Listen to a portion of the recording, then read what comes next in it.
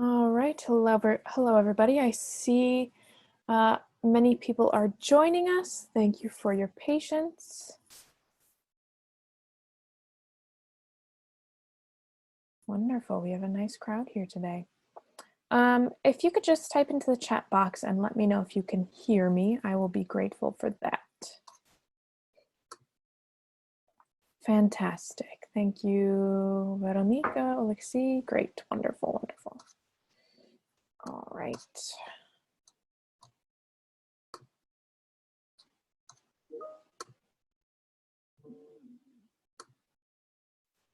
Hello, Elena. Glad to see you. All right.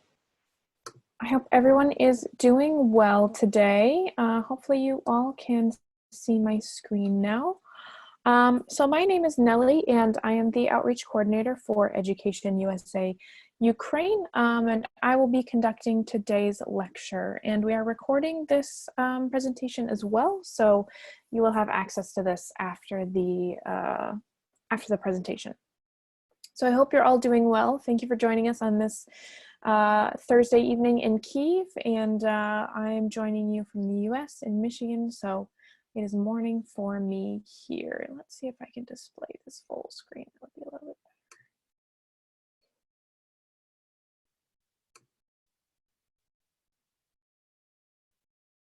There we go, fantastic. Okay. So today we are going to talk about standardized tests for US graduate admissions. And this is one of our weekly lectures that we hold every Thursday at 5 p.m.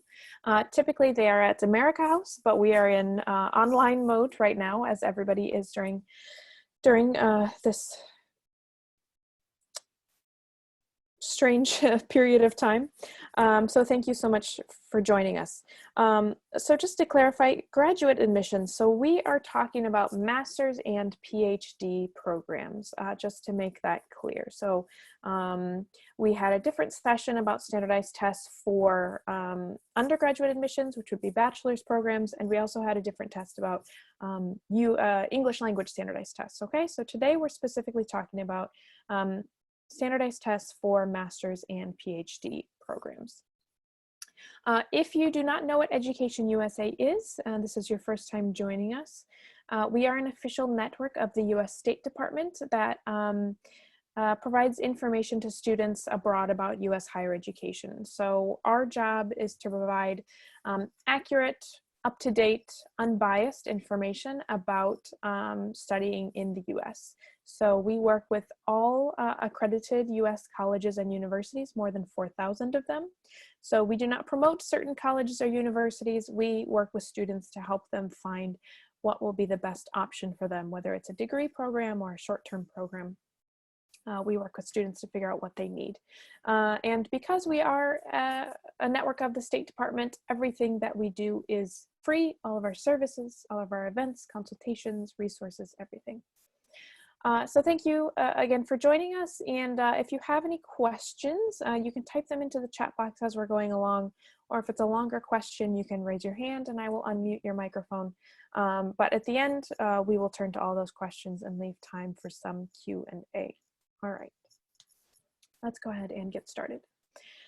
So as an introduction to standardized tests for US graduate admissions, the important thing to know is that all US colleges and universities and programs have different admissions requirements, okay? So the first important thing to know is that US colleges and universities have a holistic admissions process, which means that they, your admission is not only dependent on test results. They really want to see a full picture of the student. So that includes a statement of purpose, that includes your resume, that includes an application form, that includes your marks from your undergraduate education, and that may include standardized test results, but it may not. So not all colleges and universities in the US require these standardized test results.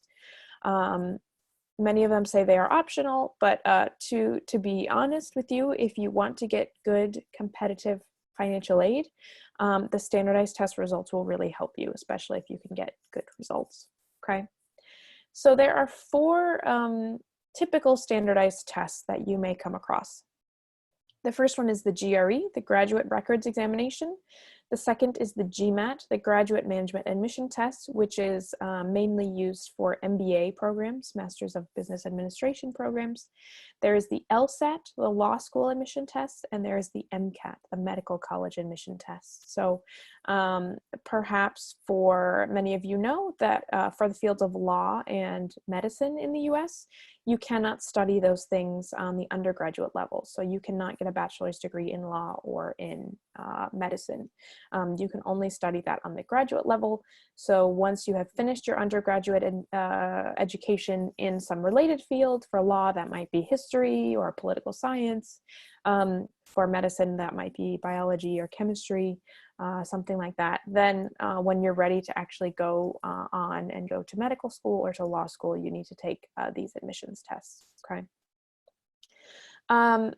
However, generally speaking, the GRE, the Graduate Records Examination, is by far the most common standardized test for US graduate admissions, and actually in many other countries around the world as well. And nowadays, more and more law schools and MBA schools are accepting the GRE, okay? So many law schools are saying, many MBA schools are saying we will accept either the GRE or the GMAT. We have no preference, okay? And more law schools are even accepting it as well. So for that reason, we are going to focus today mainly on the GRE because that is probably what most of you will choose to take. And that is by far, again, the most popular option for students who are applying to US colleges and universities. Sort of anecdotally comparing the GRE and the GMAT, I have heard that the GRE is a bit easier. And especially if, you know, maybe you have some options about programs that you're applying to. Maybe you're not entirely sure that you want to go get an MBA, or you're still trying to decide if you really want to study law or maybe some other subject, but you'd like to take a standardized test. You know, it's a good idea to take the GRE because that is the one that will be accepted by the most variety of programs, okay? So we're going to focus today on the GRE. So the GRE is a general knowledge test, meaning that, you know, it does not require any specific previous education. It is just testing you on general knowledge, a lot of critical thinking skills, analysis skills, and things like that. So I have adapted a presentation about the GRE directly from ETS, which is the testing service that administers the GRE. So this is a bit of a hybrid of Education USA and materials that ETS provides, okay? So let's get started looking at the GRE. So today we will go over sort of an overview of the GRE test, how to register, what to expect on test day, what to expect from your scores, and finally we'll wrap up with things that you can do to help you prepare, okay? And by the way, there are tons of resources on the GRE website from ETS, so this is by no means comprehensive. There's so many more resources, tips, tools on there, so please feel free to visit their website after this to get even more information. So for an overview of the GRE test, so as I already mentioned, this is used really around the world, certainly in the US, but in many European countries as well. For master's programs, MBA programs, even JD programs, that is Juris Doctor law programs, doctoral programs, meaning, you know, PhD programs, and may be good to help you get fellowships and scholarships as well. So again, it's really widely accepted and can be used for applications to lots of different programs. And the nice thing is that the scores are good for 5 years. So, you know, often students maybe are not sure if they want to apply to graduate school this upcoming fall. Maybe they are thinking maybe next year, the year after. You know, if you have the time and the willpower to take the GRE now, knowing that you can use those scores in the next 5 years, that's not a bad idea. A lot of students we see take, I don't know about a lot of students, but sometimes students take the GRE right after they have graduated from their undergraduate admissions or undergraduate education from their bachelor's program. just so a lot of those sort of academic skills are fresh in their minds, even if they're not ready to go to graduate school right away, just because they, you know, as you leave academia and maybe go on to get some work experience, some of those academic skills might leave you. So we see students who take it while all their knowledge is still fresh, even if they're not ready to go to graduate school right away. Again, I already spoke about this, but more and more MBA programs are accepting the GRE as opposed to the GMAT. And often they will have a statement on their website. For example, Harvard Business School says, we do not have a bias towards one test or the other. So, you know, some people might say, well, you know, they really do have a bias, they just don't want to say it, but often they have information that says we don't prefer one over the other. And again, often we see students taking the GRE because it's a little bit simpler, and especially if you're not sure which programs you want to apply to. So, but do make sure that you check the requirements of each college and university, because I personally have not come across this in working with students, but there may be business schools out there that say we will only accept the GMAT, but I have not seen any of those schools. And even these top Ivy League schools say that they will accept either. So do not feel like you need to take the GMAT because you might not have to. But if you're sure that you want to get an MBA, you know, maybe taking the GMAT could give you a leg up to say, well, I'm really committed, so I, you know, took the time to study specifically for this MBA test. But usually we see students just take the GRE. And as I mentioned as well, more and more law schools are now accepting GRE scores as well. I think it's not quite as common for law programs as for MBA programs yet, but it's changing. So again, always just check the requirements, and on the GRE website, there's a list of law schools that are accepting the GRE scores, okay? Okay. Yeah. The GRE test is pretty simple. It's accepted by a lot of programs. It's really easy to take it online nowadays. You do have to go to a testing center, and we'll talk about all of that. But you can also only send your best scores, so you can decide which scores to send to the universities. Okay. So speaking about the structure of the GRE computer delivered test.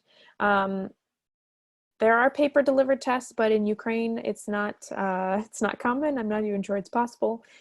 So in most cases, unless you are from another country where the computer delivered test is not optional, it's not available, you will be taking the computer delivered test, okay?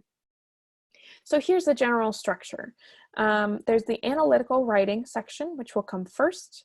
There are two tasks that you need to write about, 30 minutes per task. So that is a total of 1 hour for the writing section. And we'll look at each of these sections a little bit more in depth.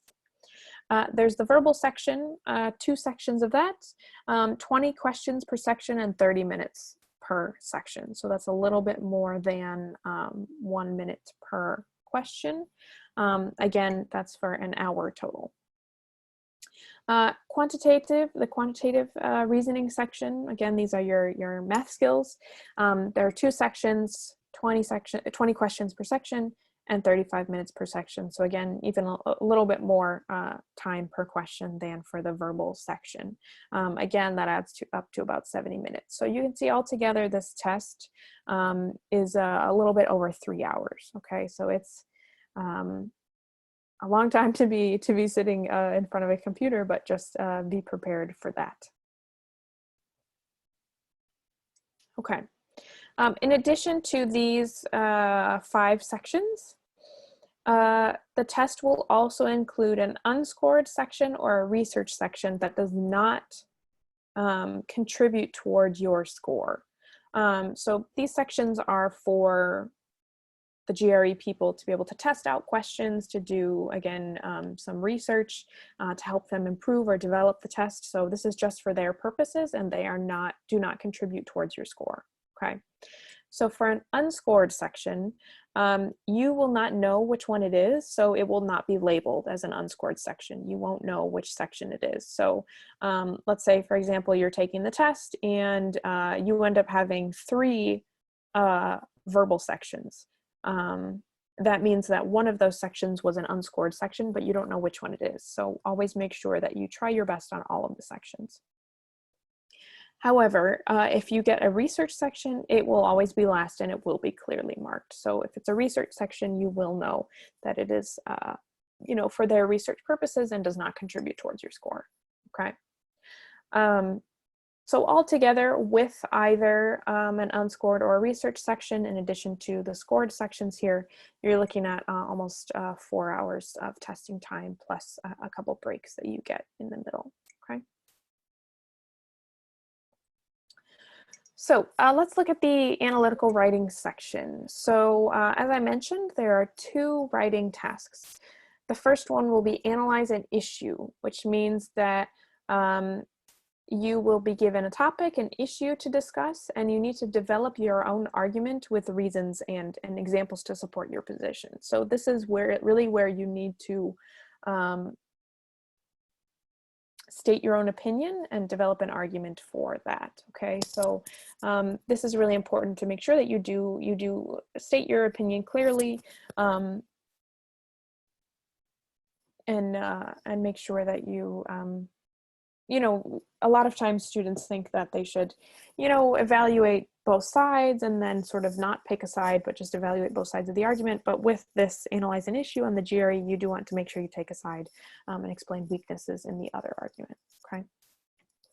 And then the second task will be analyze an argument, which means that you will be given an argument and you need to kind of pick it apart and analyze the logic of that argument and point out any maybe fallacies or weaknesses or strengths according to, you know, specific instructions that the tasks give you. Again, this is all on the computer, so it's like, you know, a pretty basic word processor like Microsoft Word, so you can insert text, delete, cut and paste, and undo. So it's pretty basic, but you can do everything you need to be able to do. And a closer look at the verbal reasoning section. So this is really testing your ability to analyze what you're reading, to understand and comprehend what you're reading, and how to apply reasoning skills. So there are, you know, 3 basic types of questions. There's reading comprehension, which means that you are given a passage of text, a section of text, and asked to answer questions about it. Multiple choice, there will be multiple choice questions where you select only one answer choice. There may be questions where you have to select 1 or more answer choices. And then there are select in passage questions, which means that they will ask you, for example, you know, which sentence in the passage provides evidence for their argument. And then you actually have to select the sentence in the passage, okay? But again, there will be instructions, obviously, they will tell you for each question, you know, what you have to select or what you have to do. So it will always be clear, the instructions will always be clear. There are text completion passages, which means you have to choose words that will complete the text to make the most sense based on information that's already given to you. And then sentence equivalence, where you have to choose a sentence that has a similar meaning to the one that is provided. All right, a little bit closer look at the quantitative reasoning sections. So this assesses your ability to analyze information and solve problems using mathematical models. So again, as you can see at the bottom here, this focuses on basic mathematical skills and elementary mathematical concepts. So they are not testing your knowledge of calculus, right? This is not even college level math. These are pretty basic skills that you have learned early on in school.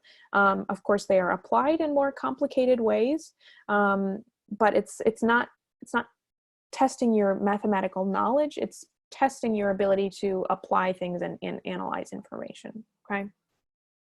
So even if you haven't done math in a long time, like me when I took the GRE, that's okay. Just make sure you get used to the questions, refresh your memory on some of those really more basic equations and functions, but they are not testing, college level knowledge of math, okay?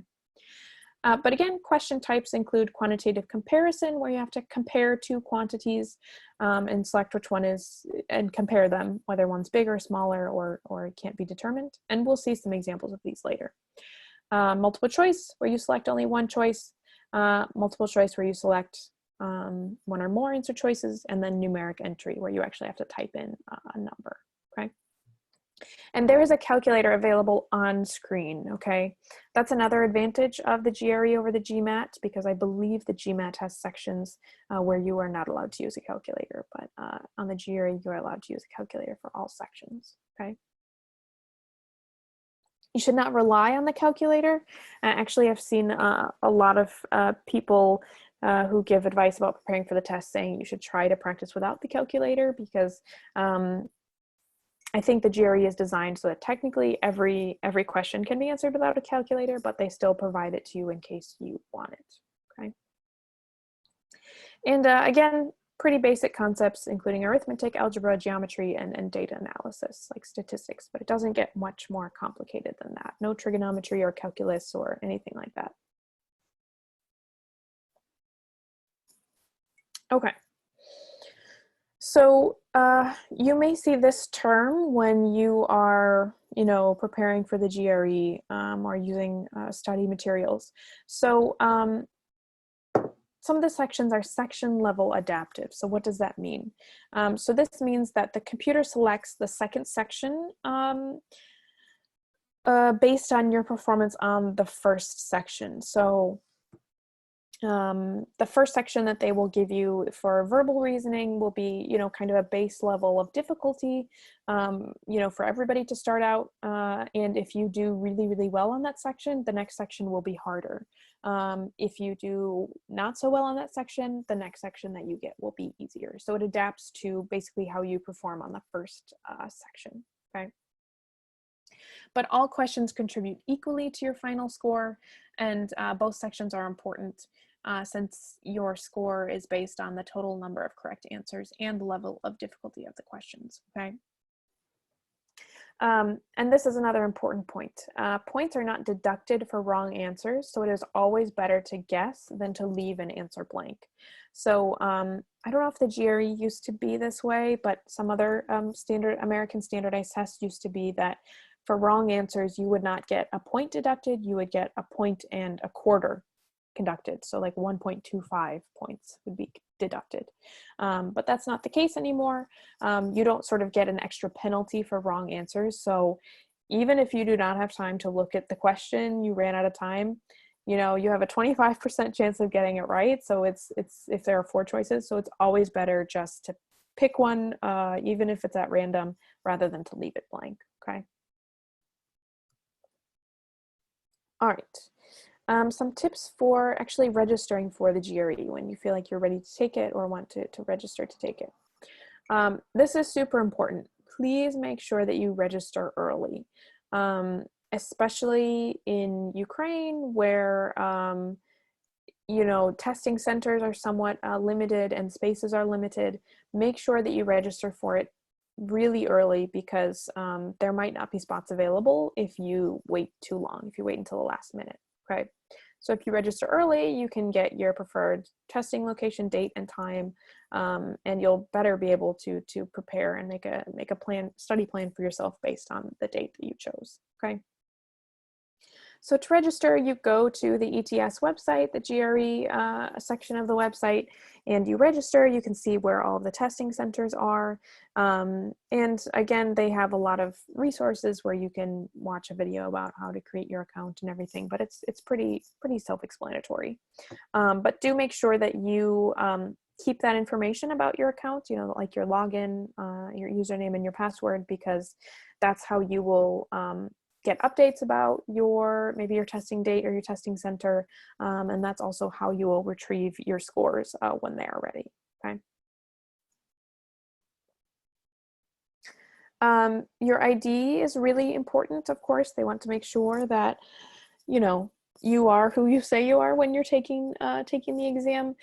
So please make sure that you carefully read the ID requirements on the GRE website, and make sure that the name you use when you register exactly matches the information that is on your ID, on your passport or other documents, okay?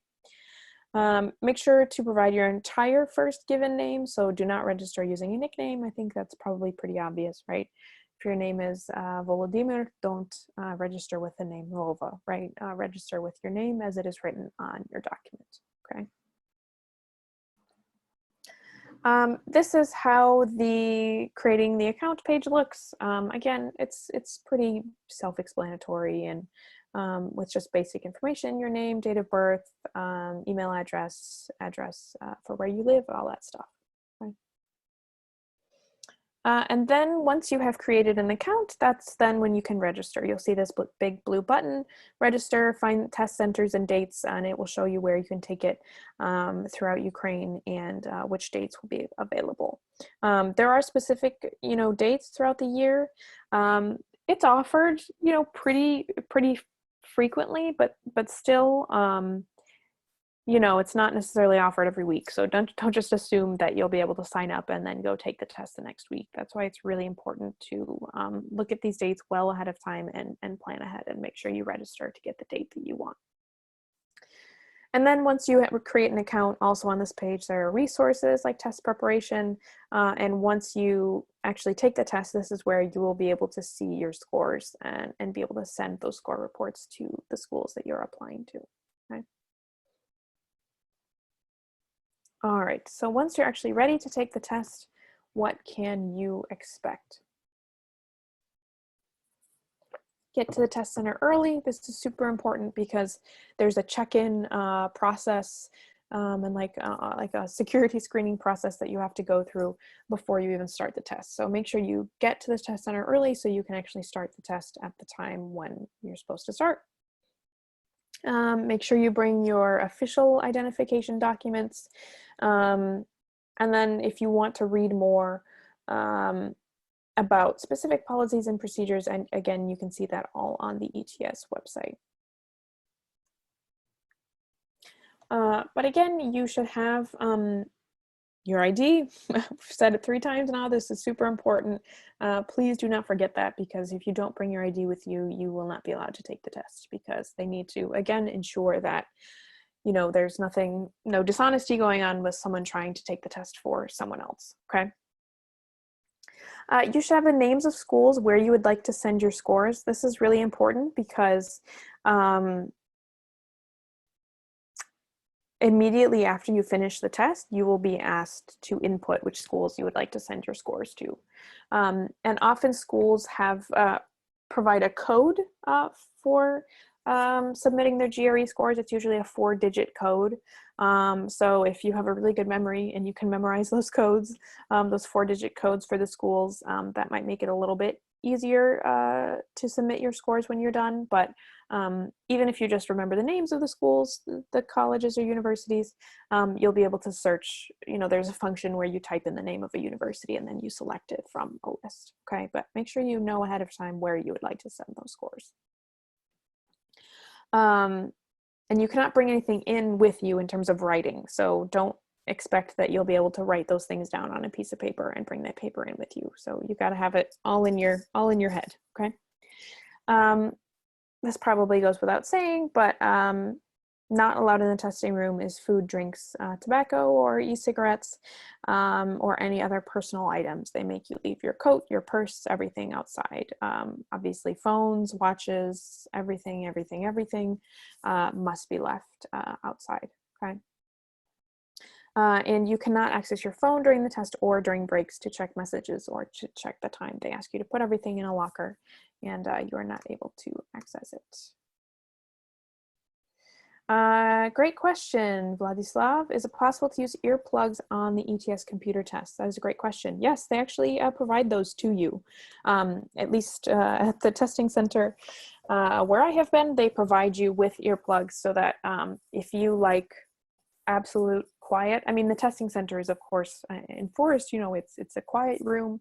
But if, you know, you really like silence, you don't even want to hear the other people typing, they give you earplugs that you can wear so you can have absolute silence during the test. So they will provide those to you.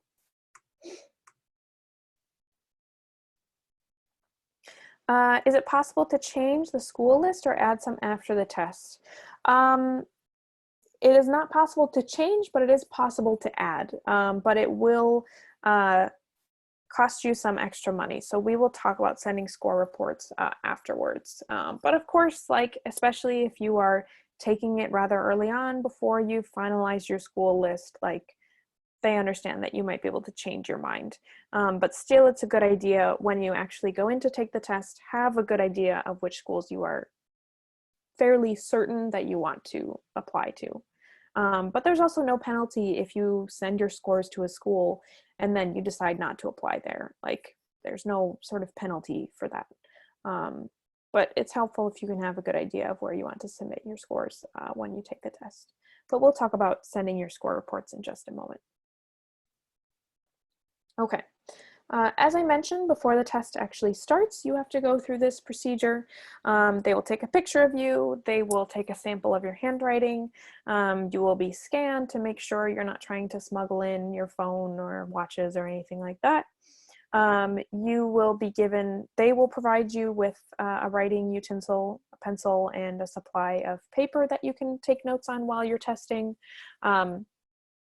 And you'll be able to get more paper if you need it during the test. So you're always welcome to raise your hand or notify the administrator, and they will come bring you more materials if you need them. You will not be allowed to take scratch paper from the test center, so they will collect all of that from you before you leave the testing center. And again, they have proctors, the administrators, who are watching everything and making sure that there's nothing dishonest going on. Okay. Again, it's a pretty friendly layout, and so it allows you to really strategize and approach the test the best way that you want to. But the nice thing about the GRE is that allows you to, you know, skip ahead, come back to questions. So it's not like you have to answer each question in order. You do have to go through the sections in order, so it's not like you can skip through an entire verbal reasoning section and come back to it later. You do have to address that section in the time allotted, but you can go through the questions, come back to some questions that were hard. So it's really nice because it allows you to use your time the way that you want to. So again, within each timed section, so within each of these sections, either verbal reasoning or quantitative reasoning, you can change your answers, you can mark questions so you can come back to them later and navigate yourself. So this is what it actually looks like on the computer when you're taking the GRE test. So you can see here that you can go back and forward to questions. You see how much time you have left. You can hit something for, this is when you want to go back and review. It'll show you a list of the questions that you have skipped or the ones that you have answered. You can mark a question to remind you to come back to it later. This is how you display the calculator or exit the section when you are done, okay? So it's pretty simple, it's not distracting, and again, it's really helpful because you can decide how you want to move through the section. Okay, writing breaks, the most important part, right? There's a 10-minute break after the third section, and there is just a 1-minute break between the other sections, okay? So there's not a lot of time. You only get one 10-minute break throughout the entire test, 4 hours. So we'll talk about this later. That's why it's a good idea to practice and get used to these real test conditions. So the 1-minute break between the other sections really doesn't allow you to do anything, just gives you a minute to maybe stretch your arms and get ready for the next section, okay? But you should note that if you decide to take an unscheduled break, the clock will not stop. So if you need to get up and go to the bathroom or something and you can't wait until that 10-minute break, just know that you will not be able to stop the clock. Time will keep ticking, okay? But during those breaks, it's a good idea to get more paper or another pencil or whatever during that scheduled break if you need it. General test taking tips and strategies. This is good for any test, whether it's the GRE or the GMAT or the TOEFL, IELTS, SAT, ACT. This is all good advice. Become familiar with the question formats and directions ahead of time. So as with a lot of standardized tests, they're not necessarily testing your knowledge so much as they are testing if you know how to take this particular test, right? So it's really good if you can understand what kind of knowledge that they're trying to test with each question, and become familiar with the test directions ahead of time so you know what to expect. This is just super, super important. Be aware of time. Make sure that you're checking the clock. Again, get used to answering the allotted number of questions in the allotted amount of time, so you can understand how much time you have for each question. Make sure that you understand each question thoroughly and read all of the answer choices before answering. That will help you out so you sort of know what to expect. And there is no credit for partially correct answers. So if a question asks you to fill in 3 blanks within a text and you get only 1 of the 3 right, you don't get any credit for that. It's just you didn't get, if you don't get the whole question right, you don't get any points, okay? We already mentioned this, but answer every question, even if you have to make a best guess, right? If there are 4 choices, you still have a 25% chance of getting it right. So it's always better to take a guess than to leave it blank, okay? And of course, use knowledge you have to figure out answers to unfamiliar questions. So, you know, really the way they structure the test is that you don't need any background knowledge, but you know, based on information that's given in the passage and the question, just use any knowledge that you have that you can glean from the passage to figure out answers, even if you really have no idea.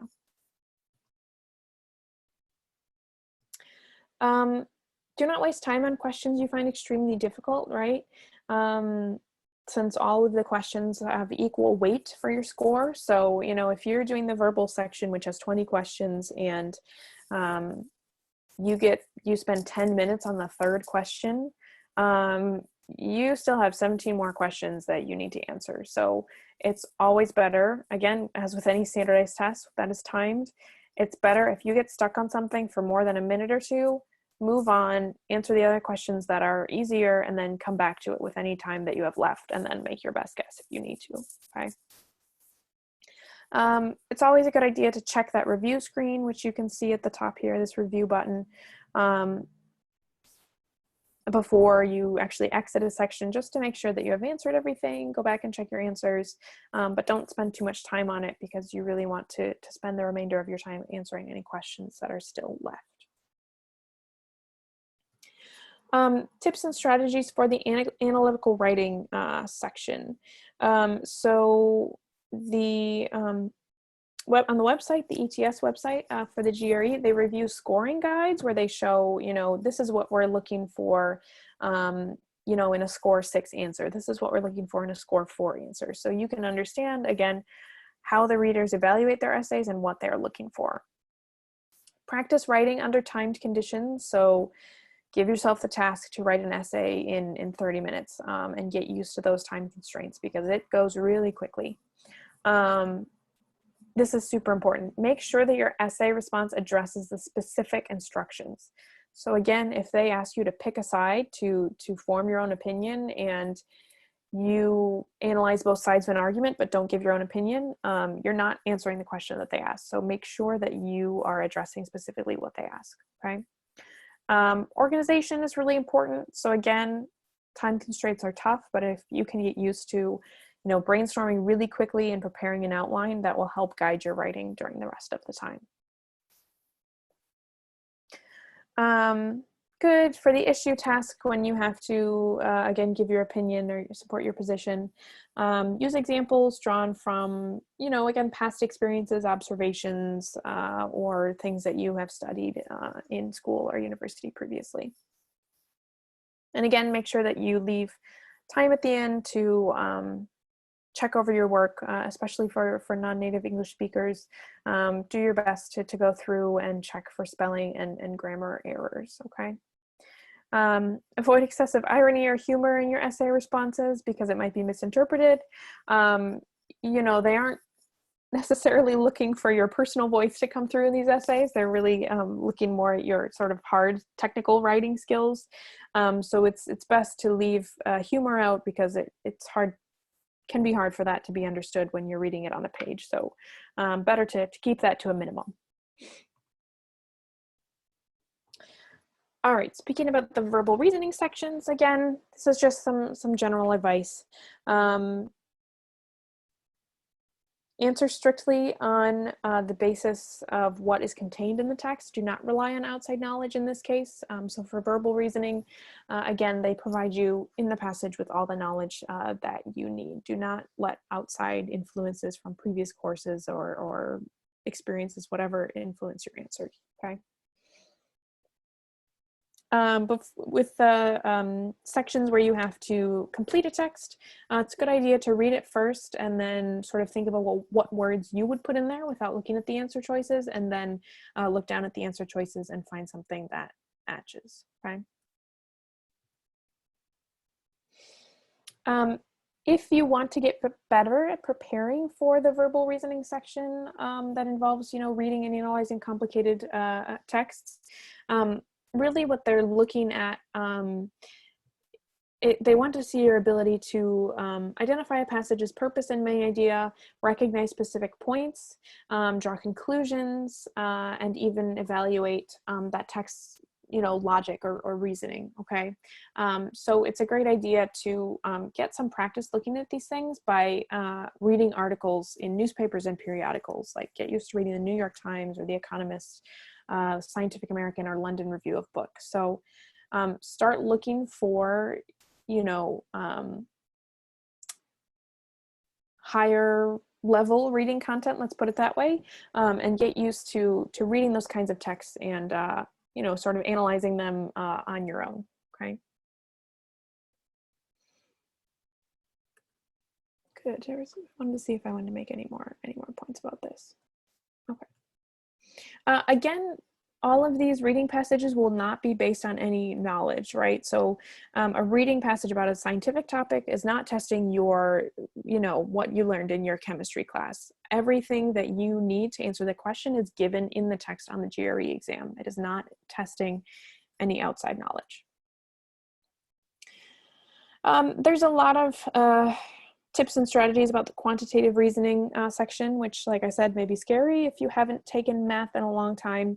But again, really the key here is just practicing, getting used to the kinds of questions that they are asking, avoiding some pitfalls, right? Avoiding some easily avoided mistakes. So again, lots of tips and advice. And just make sure that you look through it and get used to applying these things when you're taking practice tests or looking at practice questions. Okay. All right. Regarding sending your scores, which some people have already brought up. So the scores for the 3 sections are reported using the following scales. So for analytical writing, we have from 0 to 6 in half-point increments. So you could get a 2.5, you could get a 5, you could get a 4.5, and again, 6 as being the best. 6 would be absolutely perfect, no mistakes, okay? Verbal and quantitative are both measured from 130 to 170, 130 of course being the lowest, 170 being the highest in 1-point increments, right? So you could get 135, 142, all the way up to 170 being absolutely perfect with no mistakes, okay? So when you receive your scores, you will receive these 3 different scores for each of these 3 sections, you know, displayed to you. So these scores will be displayed except for analytical writing, because a reader has to actually analyze your writing. A real human being has to analyze your writing before they give you that score, but your verbal and your quantitative scores will be displayed right away at the end of your test, okay? And you will have the option to cancel your scores permanently, which is not recommended because basically it means that you just wasted all of that time and you will not be able to retrieve those scores later. So not recommended to do that. what you should do is report or view your unofficial scores, okay? These are unofficial because, again, someone has to go through and check your writing, and so then, you know, a couple weeks after you've taken the test, up to 2 weeks, I believe it is, they will again send you through your ETS account your official score report. But those scores, at least for verbal and quantitative, shouldn't change from the scores that you actually see at the end of the test in your testing center. Yes, exactly. So you can decide to, this is what someone asked about earlier. You get 4 free score reports at the test center. So you can decide to use those 4 free score reports, send them to the colleges you want to apply to, or not to send any scores at that time, okay? So that's why it's a good idea to have at least your 4 colleges that you want to apply to. Try to have a good idea of where you would like to apply to, and you will be able to submit those at the end of your test, okay? And again, you have to do it right there in that moment, okay? But you do have the option to send more scores later on, okay? All right, and down here with this score select option, you can take the test once or more than once, and again, you can choose to send only your best scores to the colleges and universities that you're applying to.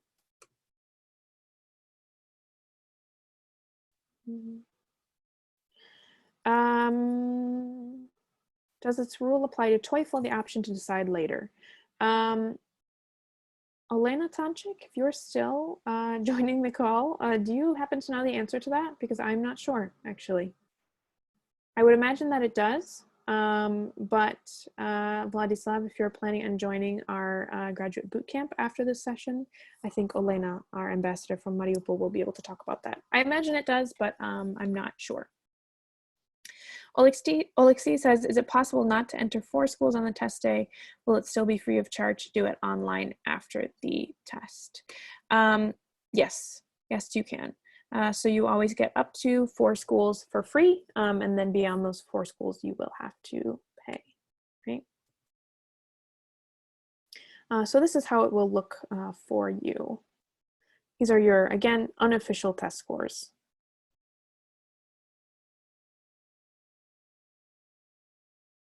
All right, so this is basically just reiterating all of that, okay? They have a nice note down here that some schools want to see applicant scores from all GRE tests they have taken. So just, again, always make sure that you check with the schools you're applying to see what they require, okay? So like I said, about up to 2 weeks after the test day, you will receive your official scores that you can view online. And this is where you can order those additional score reports to send those official copies to the institutions after the test day. So the additional fee, I want to say it's $20, $20 or $25 to send it to additional schools. Okay, so make sure that you that can add up quickly. So, but that's okay, because usually for master's and PhD programs, we don't recommend that you send applications. We don't recommend that you apply to more than 5 to 7 schools. So, since you won't be applying to 30 schools, it shouldn't be too bad if you decide to send it to more than 4. The nice thing is that you can retake the test every 21 days, okay? So every 3 weeks you can retake the test, but as it's a lot of work, probably you won't want to take it quite that frequently, but you can take it up to 5 times with any continuous year-long period, okay?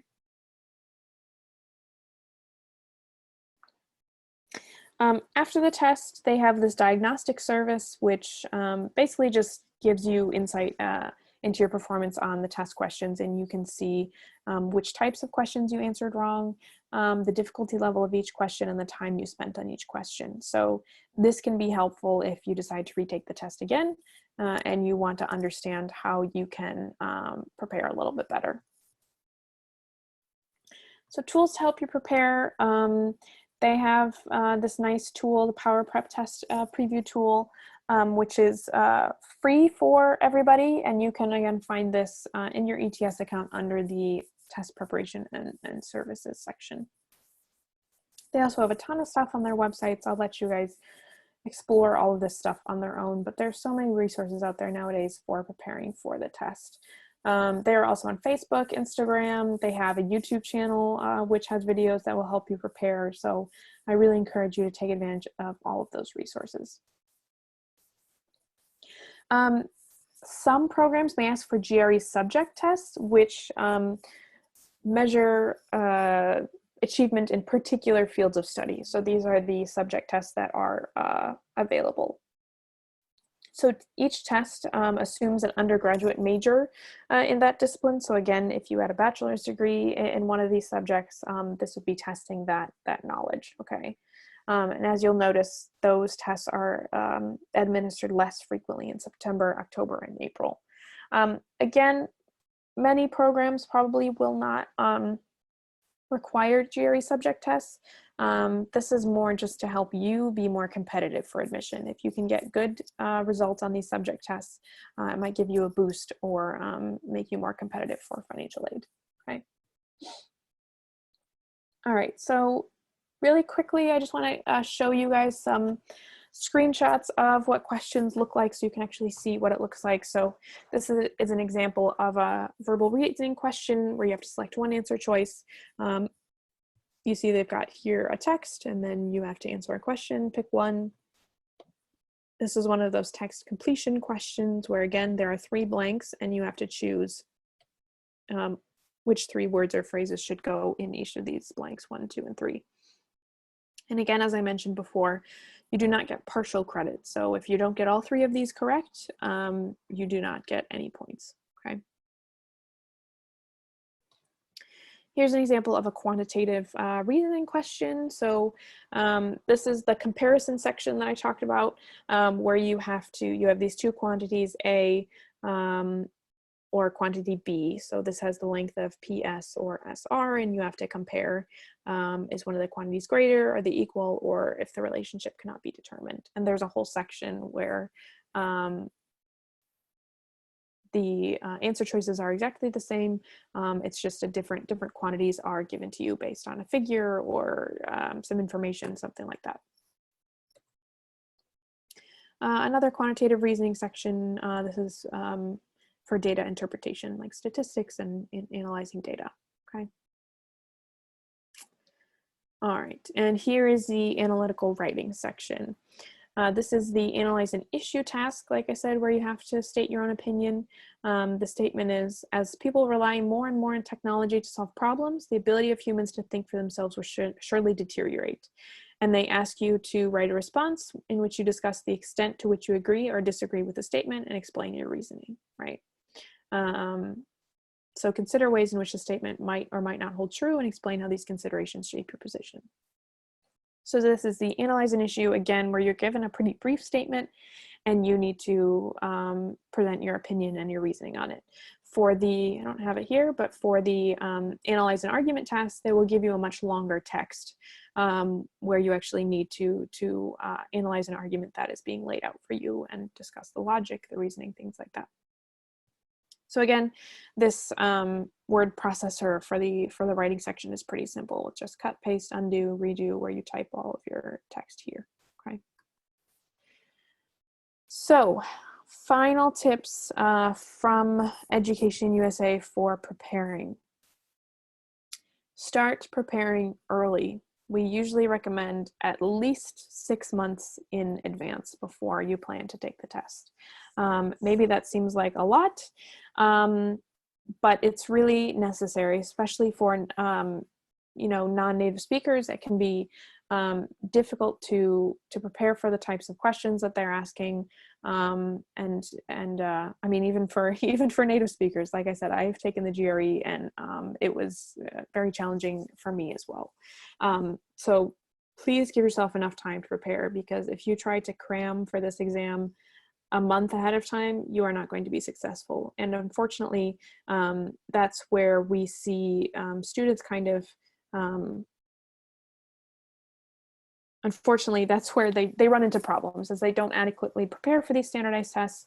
And that's when they hit some snags and they don't get the results that they wanted, and that derails their admissions efforts. Michael, I see you are raising your hand. I will get to you in just a moment.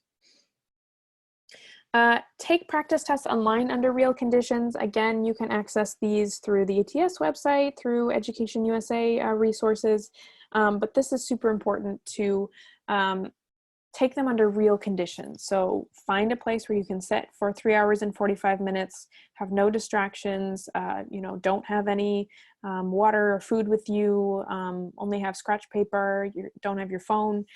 Get used to doing it under real conditions, because that's what will prepare you the best, okay? And also, this might be just kind of good for your own peace of mind for taking a practice test and seeing what results you get, so that you're not kind of shocked, either good or bad, by your results on the actual test day. So it might just give you peace of mind so you know where your level is and what to expect. Again, use free resources from Education USA. We have lots of online resources right now. Obviously, everything we are doing is online, but once the current situation resolves and things resume in person, we also have resources in the Window on America centers in each Oblast center of Ukraine, where you can go, and there are test prep materials there, which you can use for free. There are so many mobile apps out there that you can use to prepare. Just a lot of prep materials where you can try practice questions, and even little videos that you can watch for preparing. GRE, I believe, ETS prepares their own, and there's another one called Magoosh that I can write into the chat box.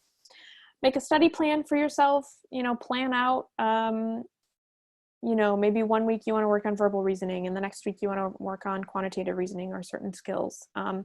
Make a plan for yourself and try to stick to that plan, because when you're studying for 6 months, it can be really hard to stay motivated or to stay on track. So if you can make that study plan ahead of time and try to stick to it, that will really help you out. Do a little bit every day. It's always better to go through a couple practice questions, you know, and just do a little bit, work on one math skill every day, rather than, again, trying to cram it all and leave it till the last minute. And the last thing I would say is that if you decide to retake the test, if you took the test and weren't happy with your scores and you'd like to take it again, give yourself enough time to improve, right? So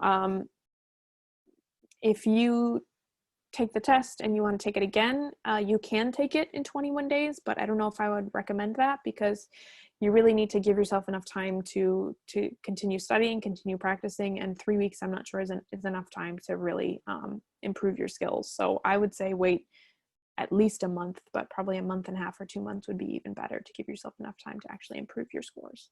Okay. All right, I just talked a lot, so I'm sure I have questions.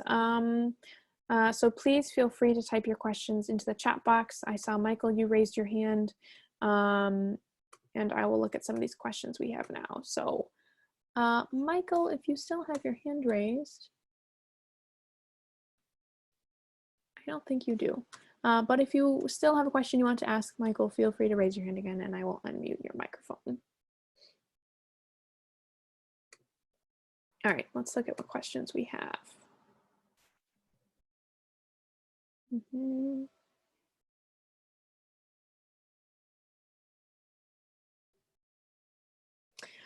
Thank you, Elena, for answering that question about TOEFL. Ina asks, will the colleges receive the scores instantly if I choose that option? Not instantly, because that's not your official score report yet. As I mentioned, up to 2 weeks after you take the test, you will have your official scores available. And then once your official scores are available, they will send it to the university.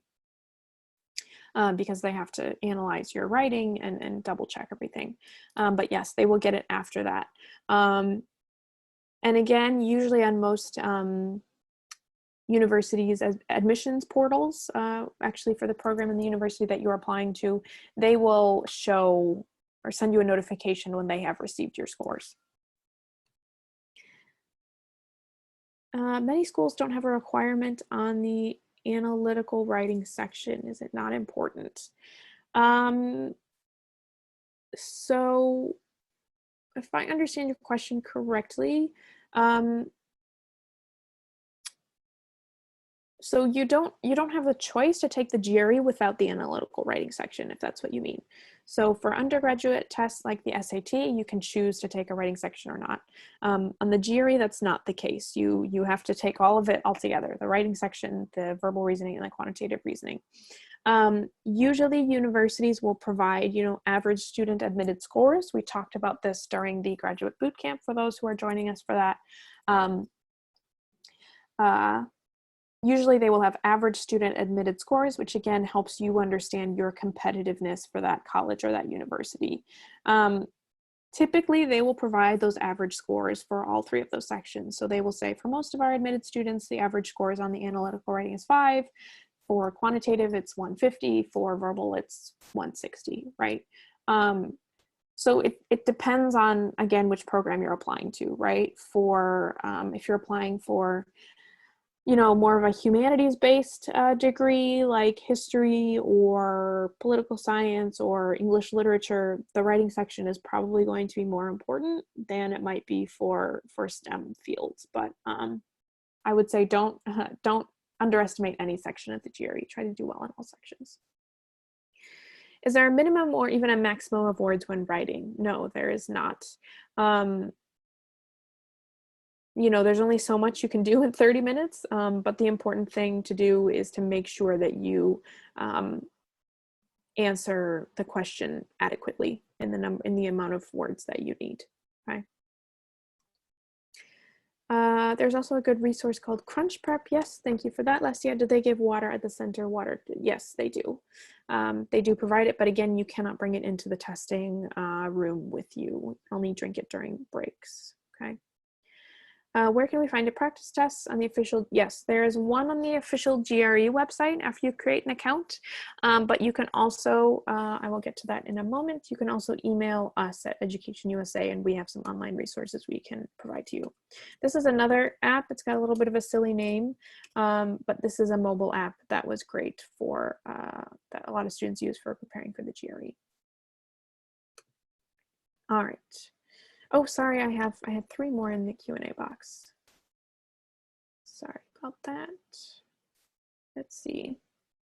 If I don't know schools yet, may I send later? Yes, I believe we have addressed that. Recommend mobile apps? Yes. Crunch Prep, like I said, I think ETS and has their own app for preparing, and then Magoosh is the other one that I know of.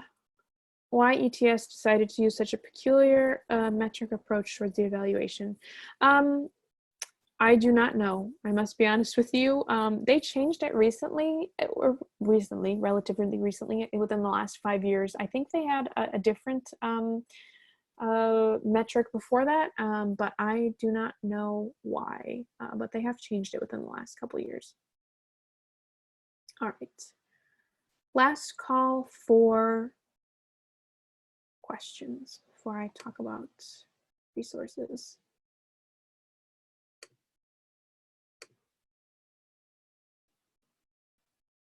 All right. This is how you can find Education USA online. This is our Ukrainian website where we have more, sort of foundational information, basic information about studying in the US, more information about master's and PhD programs, law programs, MBA programs, if you're interested in that, and lots of success stories about students who have successfully been admitted to master's and PhD programs in the US. This is our global website. All the information here is in English. Again, a lot of resources about researching your options, finding financial aid, putting together your application package, and all of that. We are on Facebook, YouTube, Instagram, and Telegram, and this is our general email address. If you ever would like resources, test prep resources, please send an email to this email address and we will send those to you. All right, I think I've covered everything. I don't see any more questions. So thank you all so much for joining me. I hope this has been helpful. And I wish you best of luck in your graduate admissions and especially in taking the GRE. It's a lot of hard work, but it's worth it. And it feels really good when you do well. Start preparing for that and I wish you all luck. So thank you so much for joining me, and I hope you enjoy your evening. Thank you, everybody. All right, bye-bye, everybody.